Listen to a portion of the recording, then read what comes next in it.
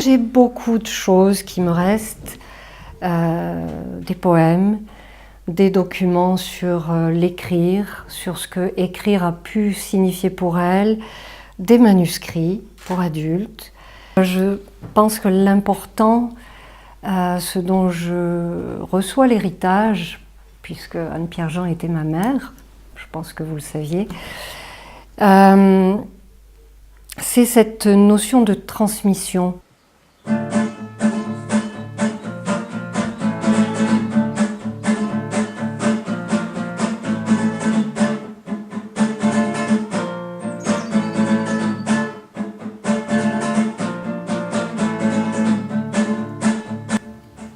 C'est dans le nord de la Drôme, à Saint-Avit, qu'a grandi celle que beaucoup d'adolescents ont connue sous le nom d'Anne-Pierre Jean, de son vrai nom, Marie-Louise Grandjean.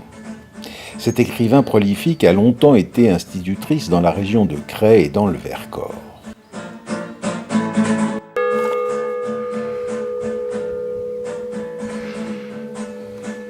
On lui doit une quarantaine de livres où elle raconte à son jeune public un monde rural parfois dur, parfois tendre et solidaire.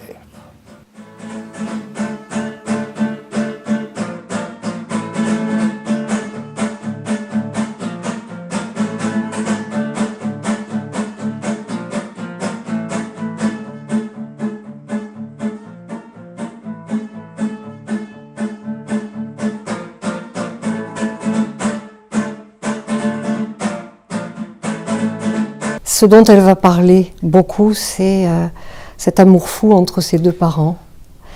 Une maman qui est très jeune, couturière, je pense, et d'un papa qui est beaucoup plus âgé,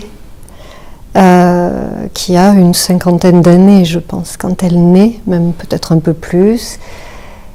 Donc il y a deux petites filles, elle naît en premier, puis une petite sœur née 3 ans ou 4 ans après. Elle naît en 1921 et assez vite la famille s'installe à Saint-Avit. Donc petit village perché pas loin, quelques kilomètres. Et c'est là que les souvenirs dont maman parle commencent vraiment. Bon, la naissance à Châteauneuf, c'est pour l'état civil, mais Saint-Avit, c'est vraiment l'enfance. Et cette installation à Saint-Avit et l'attachement à Saint-Avit, ça tient une grande partie dans son histoire. Et c'est une histoire d'amour dans votre... Grand amour entre cet homme, Jean-Michel, donc, Robert, et Louise Bonnet, qui est une jeune femme qui n'a pas de fortune, qui est née d'une maman divorcée, ça aussi c'est quelque chose qui marque vraiment l'histoire, et qui a la chance d'être épousée par cet homme qui était veuf d'une première épouse, qui s'était juré de ne pas épouser une autre femme qui aurait pu vivre du temps où sa première femme vivait. Donc forcément, il rencontre une jeune femme, et cette jeune femme, il lui donne une position sociale, en fait. Parce que lui était donc assureur, je ne sais pas exactement, mais c'est quelqu'un qui avait fait des études et qui était un peu le sage du village. Et maman disait, je relisais des choses là récemment, qu'elle a commencé à écrire parce qu'elle avait un père poète et que ce père donc devait écrire, et il se racontait une fois l'un, une fois l'autre une histoire, et un jour il a commencé à écrire ce qu'elle avait commencé à raconter, toute petite donc. Et elle dit, c'est comme ça que j'ai commencé à avoir le goût d'écrire. Maman dit qu'ensuite elle a toujours écrit. C'était une époque où il n'y avait pas de papier, pas de cahier. Elle récupérait les papiers de chocolat, elle en faisait des petits carnets en les cousant, et elle écrivait partout et tout. Et elle a écrit d'autant plus que ce père, elle a eu la malchance de le perdre très vite. Elle avait 7 ans, et que ça a été le drame vraiment de sa vie. Donc ce père est mort jeune quand même, puisqu'elle avait 7 ans et a laissé cette jeune femme avec ses 2 petites filles dans ce village de Saint-Avit. Et avec, au fond, on le voit de temps à autre dans son œuvre, ce problème des veuves. Parce que être divorcé, c'est pas rigolo, c'est de loin pas rigolo, on se rend compte à la lire. Parce que sa mère a été marquée par ça, puisque c'est donc la mère de sa mère qui avait divorcé, qui a toute sa vie en effet été marquée par le fait d'être une enfant de divorcée. Maman avait un triste privilège, c'est qu'elle était fille de divorcés en 1900, dans la campagne. Et maman m'a toujours dit, ma mère me disait, les cloches ne sonnent pas pour nous. Cette mère avec cette petite fille, donc, qui était Louise, a vécu à la fois en marge et à la fois avec l'idée qu'il fallait être mieux que la moyenne, mieux que n'importe quelle femme, irréprochable.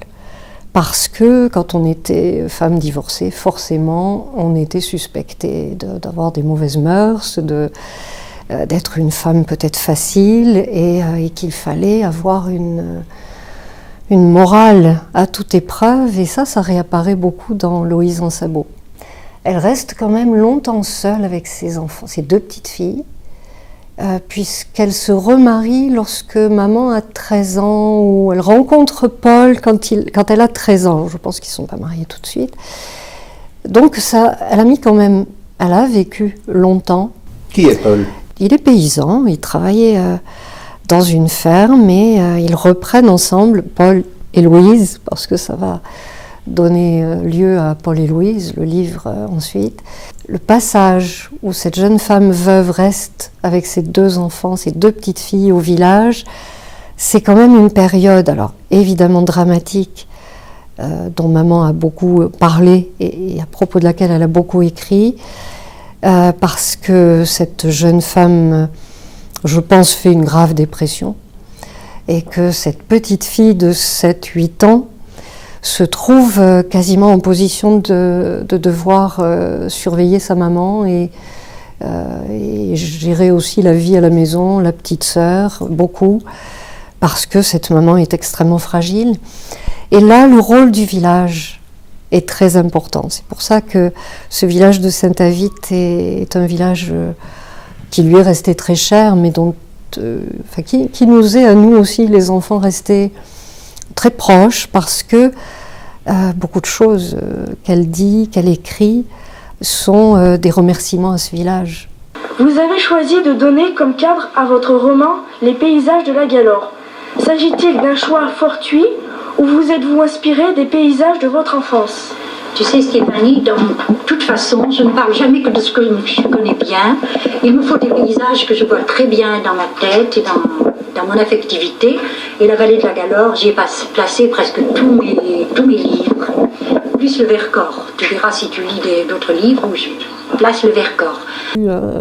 Elle avait cette formation de couturière, mais elle a travaillé dur pour faire vivre ses petites filles.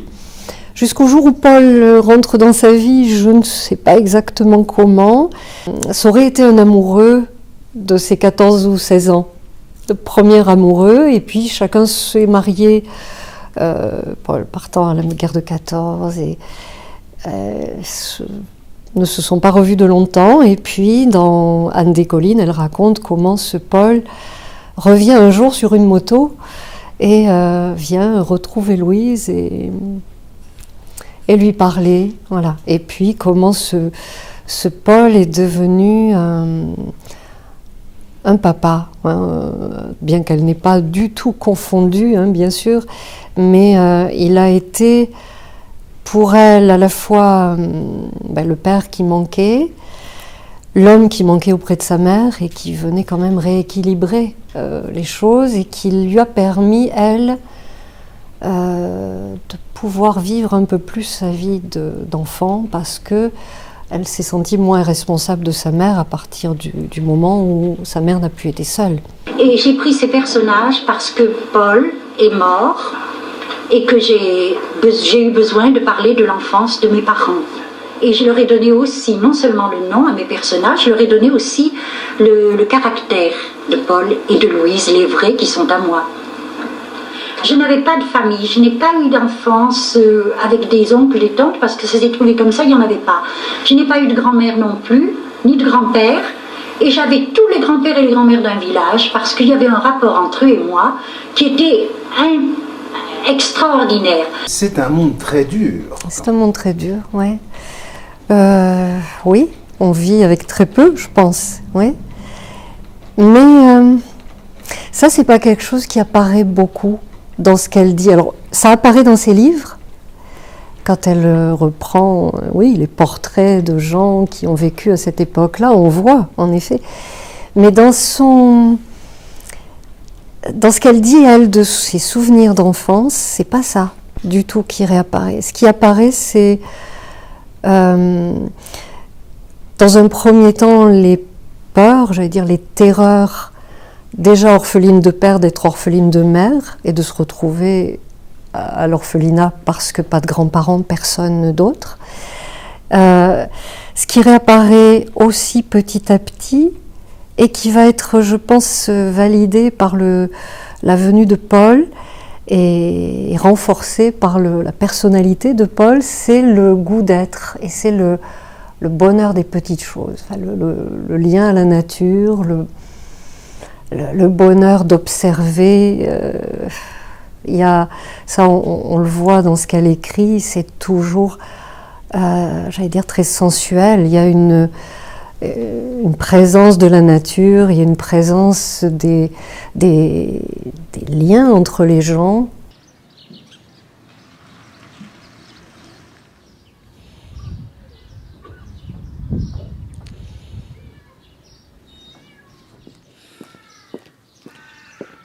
Ceux qui apprenaient ça l'est, ceux qui apprenaient pas,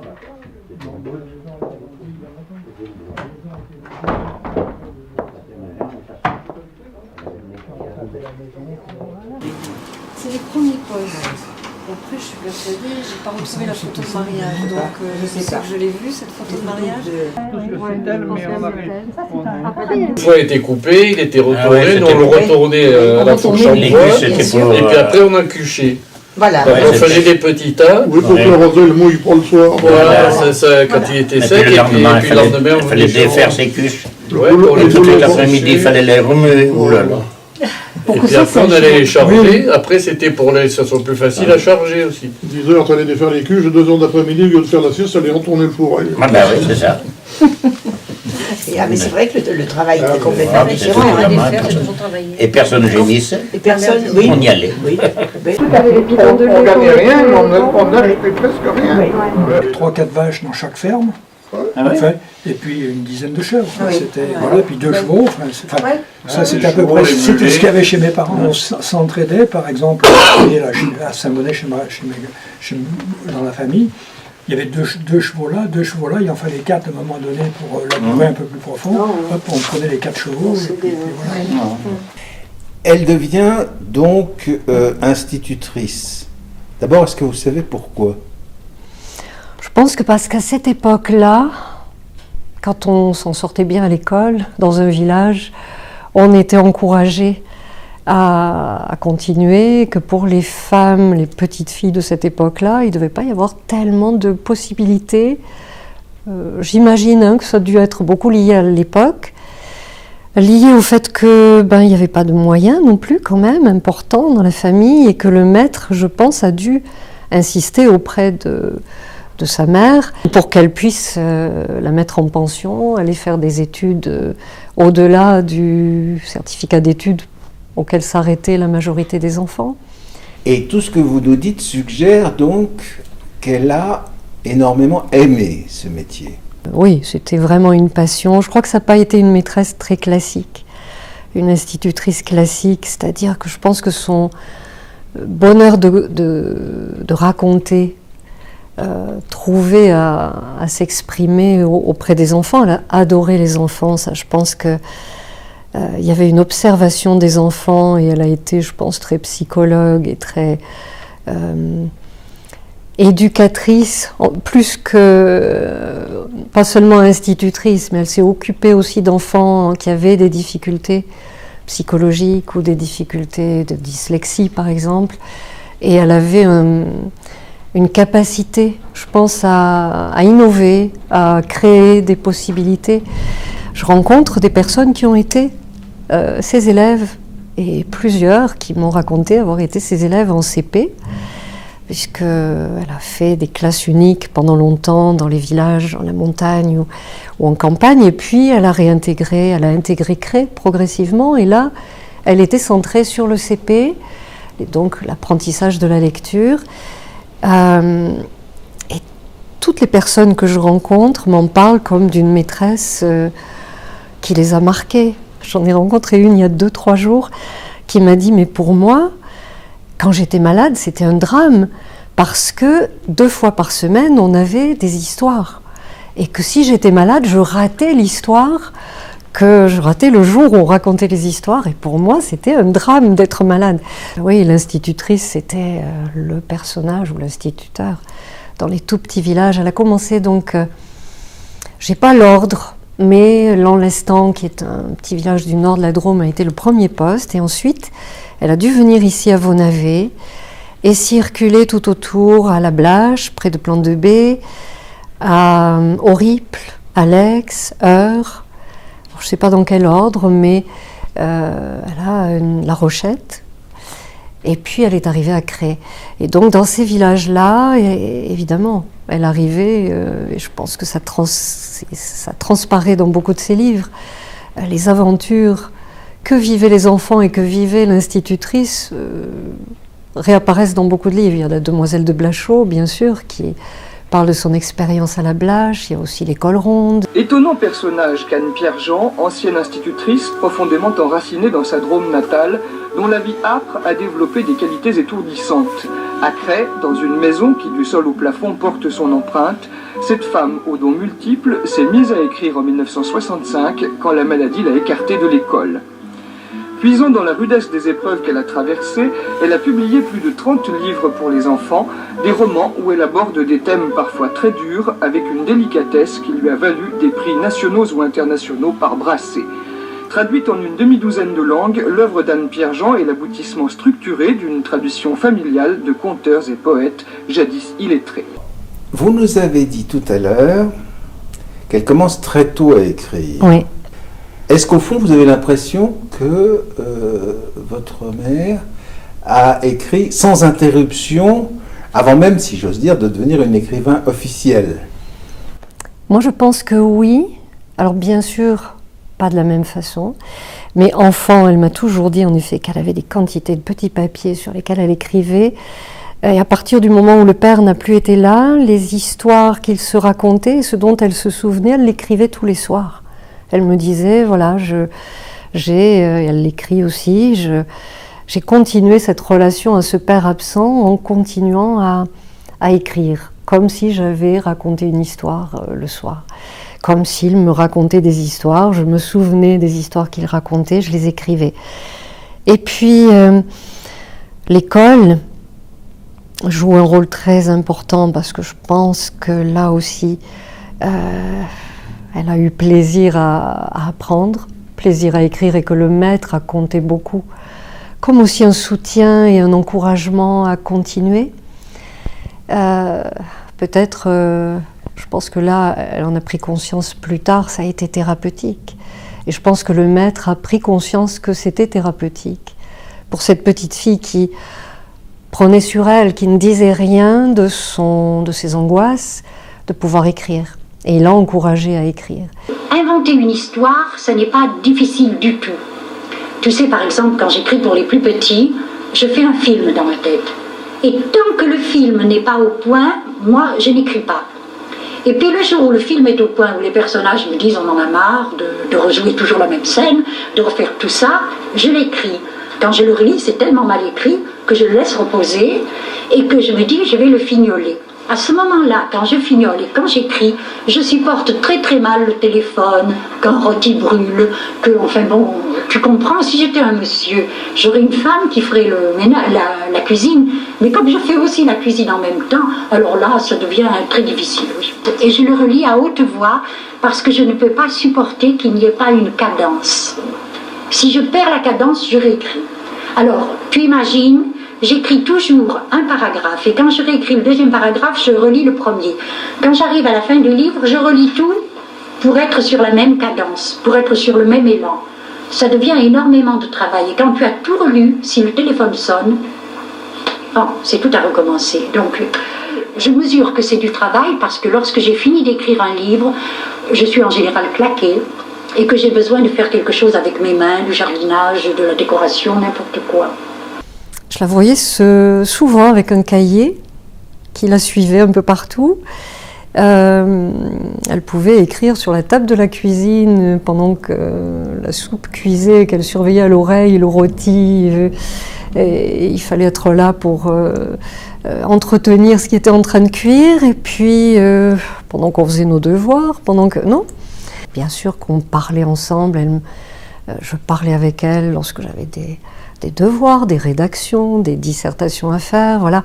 On échangeait autour des livres que je lisais, dans mes études. Mais je crois que, avec le recul, je me dis, c'était devenu tellement banal de voir arriver, par exemple, des cartons de livres par la poste. Voilà, il y a un nouveau livre qui est sorti, on déballait les cartons, on mettait ça sur la table, on découvrait les illustrations parce qu'en général, on ne les voyait jamais avant. Elles n'étaient pas consultées pour très peu pour les illustrations de ces textes, donc elle découvrait ces livres qui arrivaient par la poste, voilà. Et c'était devenu, j'avais pas conscience d'avoir une mère exceptionnelle ou d'une mère écrivain. Alors à quel moment j'écris? Quand on me fiche la paix, c'est-à-dire que ça peut être n'importe quand, excepté le matin, parce que le matin, je le consacre au courrier. Pour moi, le courrier des enfants que je reçois, c'est sacré.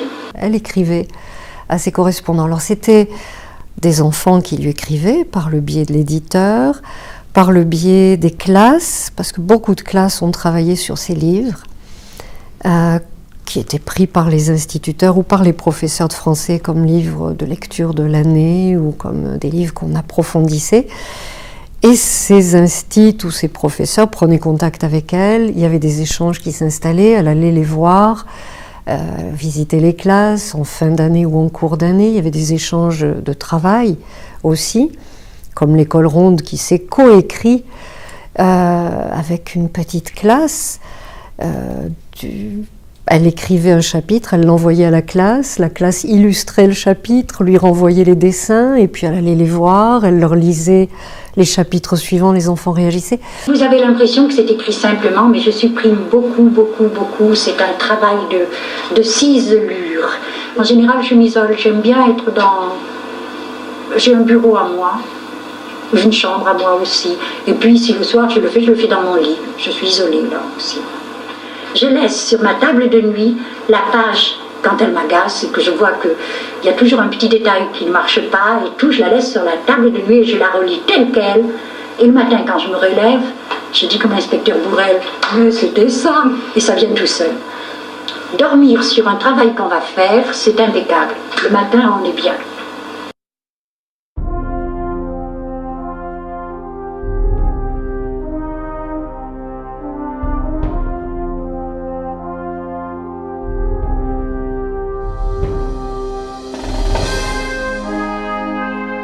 L'été 1944, avec les combats du Vercors et la dure répression qui sévit alentour de la part des troupes allemandes, a été terrible pour les populations locales. Anne Pierre-Jean a été témoin au plus près de ces heures qui ont amené ruines et souffrances. Ces événements et une vie difficile ont donné par moments aux écrits d'Anne Pierre-Jean un ton grave. Elle arrive ici, elle se marie en 1942, donc elle arrive en pleine période de guerre, jeune mariée, elle va avoir son premier enfant le 8 juin 1944, 2 jours après le débarquement, en pleine période de représailles, et elle vit, on peut imaginer l'angoisse, elle m'a raconté, elle l'a écrit dans des textes poignants, la naissance de ce bébé. D'abord la grossesse, qui n'a pas été simple à vivre avec les alertes, toute l'agitation. Ce bébé, elle monte sûrement à la maternité qui était, l'hôpital était près de la tour, donc sûrement en vélo, avec son gros ventre, sentant que les choses approchent. Elle accouche pratiquement dans une chaise longue, parce qu'on lui dit c'est pas le moment.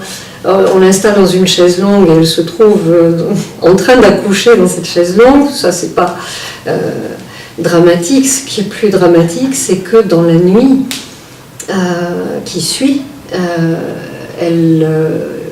les jeunes mamans qui étaient là avec leur nouveau-né ont vu arriver des hommes qui se sont installés à leur chevet, qui étaient censés être les papas des bébés qui étaient dans les berceaux. En 2 secondes, on a dit à ces mamans, bon, c'est le papa de votre bébé. Ils ont eu le temps d'échanger 2 mots pour savoir comment il s'appelait, qui étaient en fait des résistants, qui étaient à l'étage en dessous, où on opérait la nuit en cachette. Et voilà, pour donner un aperçu de la façon dont ce début de vie de couple, de jeune maman, de jeune instite, a été complètement marquée quand même par ce climat. Elle a été à Gigor, dans cette école, jusqu'à la veille du jour où l'école a été brûlée, et on l'a informée vraiment la veille qu'il fallait qu'elle quitte cette école, et le lendemain l'école brûlée. Donc je pense qu'elle était au cœur de choses extrêmement tendues, violentes, qui l'entouraient.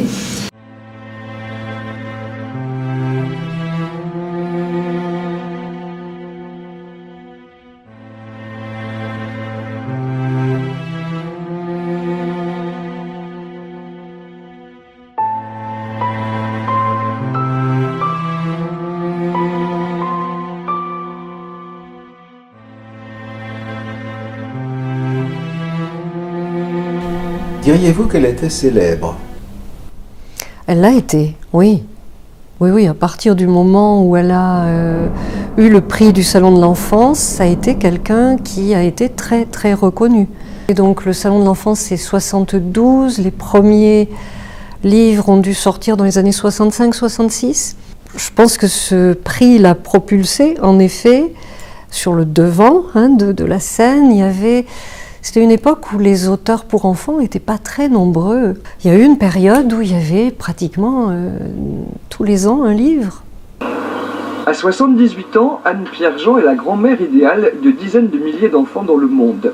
Beaucoup des 35 livres qu'elle a publiés ont été traduits, au total dans 8 langues, et maintenant qu'elle se déplace moins pour rencontrer ses lecteurs, certains qui ne s'en consolent pas n'hésitent pas à faire le voyage jusqu'à son beau jardin de Cray, dans la Drôme.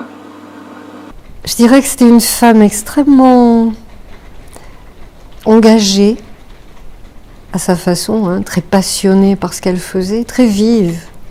C'était pas une intellectuelle, comme vous disiez tout à l'heure, voilà, on dérange pas maman parce qu'elle corrige ses copies, pas du tout. Elle avait ce côté très cultivé et passionné par les livres, par l'écriture, par la poésie. Mais aussi très manuelle, très bricoleuse, qui faisait très bien la cuisine, qui cousait, qui tricotait, qui bricolait. Donc je dirais une femme très moderne. Ce que j'ai voulu dire, c'est que le quotidien offre beaucoup de sources d'évasion et d'aventure. Qu'il ne faut pas croire qu'il faut attendre les vacances, qu'il faut attendre...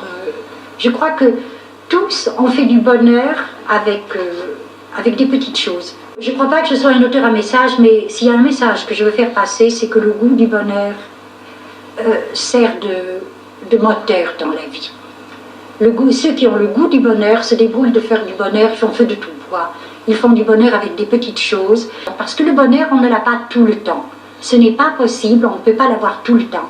Mais chaque fois qu'on l'a à un niveau assez intense, on l'a tout entier, le bonheur. Et je crois que le goût du bonheur, il faut le trouver dans des petites choses qui ne sont pas forcément ni l'argent, ni le voyage, ni rien. C'est peut-être la rencontre avec quelqu'un, c'est peut-être une conversation, c'est peut-être, je ne sais pas, une fleur qu'on vous offre au bon moment ou un fruit qu'on trouve. Là, sur la rive, sous les branches pleureuses, c'est la place d'Hélène. Elle est assise sur sa roche. Sur ses genoux, les pages et le stylo retenus d'une main, et ses pieds nus dans la rivière. Le courant lui arrive par 2 biais de galets qu'il éclabousse en rage blanche. Il en écume pour la forme, un éclat blanc, la grosse voix, et déjà il goutille en arc-en-ciel dans la lumière, blanc, vert, soleil. Son eau est irisée quand elle arrive au pied d'Hélène. Des orteils l'ouvrent, mais il ne compte pas. Il les taquine et il poursuit sur sa lancée. Hélène pense qu'elle aime ce flot vif qui caresse et lutine et renouvelle son interminable caresse. Le courant est encore rapide. Il franchira, gaillard, les 3 arches du pont de pierre et puis celle du pont de fer et enfin les plus jeunes, celle du pont de bois. Et il épousera le Rhône, son seigneur de toujours, qu'il enlève au passage après le delta des Ramières. Hélène, d'une main, entr'ouvre l'eau qui court. Elle écoute l'instant. L'instant et les gouttes ouvertes sont sans retour, comme le soupir qu'elle pousse et n'a aucun rapport avec cette minute. Comme cette pensée que sans l'inscrire, elle poursuit incessamment et qui, un jour, elle l'espère, sautera de devant, disparaîtra mine de rien. L'oubli, ça existe peut-être.